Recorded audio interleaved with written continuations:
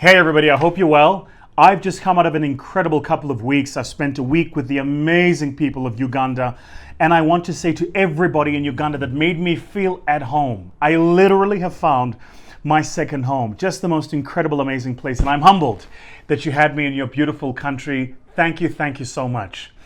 I wanted to come into your space today very quickly to talk about coronavirus, but more importantly, I think the impact that this virus is going to have on small businesses.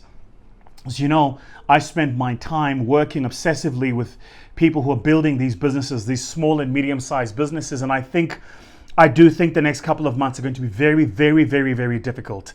And I think if you're a small business owner, you're up for an uphill battle. So I gave some thought to what you can do over the next few months to try and mitigate, I think, what's going to be a great and very difficult period. And I just thought I'd share some thoughts with you. So here are the five things that I think you need to think about that you have to do for your small business literally in the next 48 hours.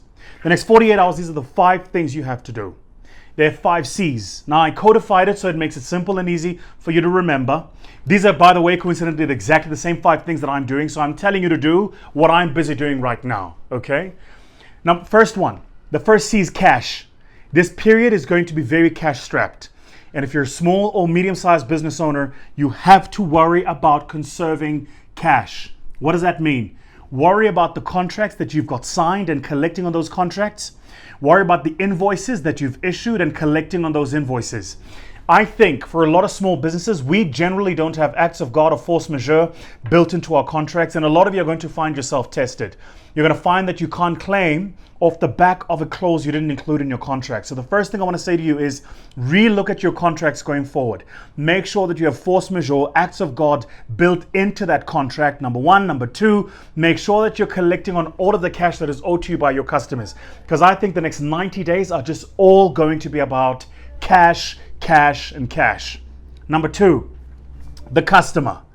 I think it's really important for you right now to focus on getting really close to your customers. So over the next 48 hours, write down your top 10 customers and go visit them. Especially if you're in the B2B environment, go and visit your customers. Go see them, go talk to them, face-to-face time. Even if it's an unscheduled visit, and I know that for a lot of them, they're busy, they've got stuff going on, rock up, chill at their reception, have a cup of coffee, and just have 10 minutes of their time.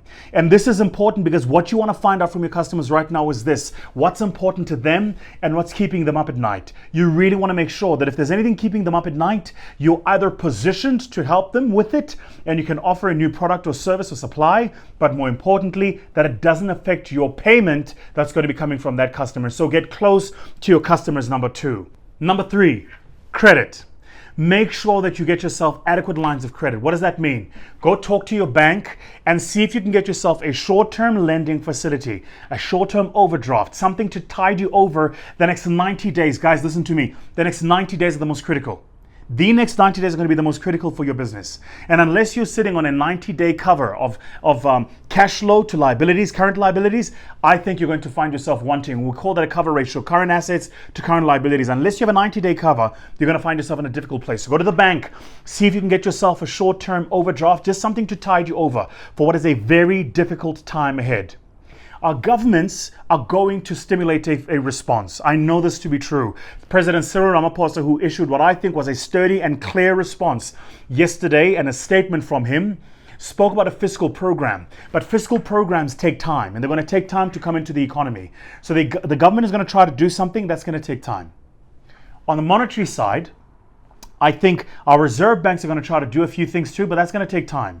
The other thing about our Reserve Bank is they notoriously like to work through third parties. These, of course, would be the banks. And I suspect that the banks are going to use their very stringent credit criteria before they push the liquidity back into the market. Basically, the next 90 days, you're on your own. Number 4, talk to your colleagues. This is the fourth C, colleagues. Talk to the people that you work with, your team, your support staff, and just make sure that you steady and calm their nerves. No doubt in my mind, we're going to see record levels of liquidations, and we're going to see some retrenchments coming through in the system.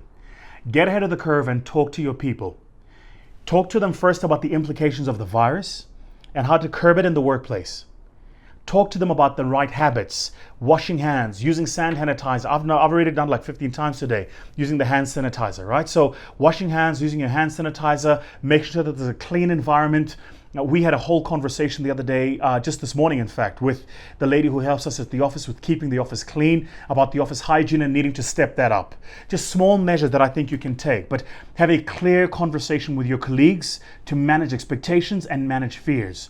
One of the very clear fears for one of my team members was around public transport, the Gautrain terminals and how busy those are, Noord Station and how busy that is, Bree and how busy that is. And I know that those stations are busy. I know that those terminals are busy. So get ahead. What we've done is we've said to the team, you can if you want to, but you don't have to. Try and see some sort of flexible work hours. So rather than travel in peak hours, see if you can come in a bit later and then leave a bit later too, so that we can make sure that our people are not exposed to some of those traffics at the most dense time of traffic there. And finally, the final C, communication. Get ahead of the communication. You have external stakeholders in your business. I would strongly suggest you get ahead of the curve and you talk to them.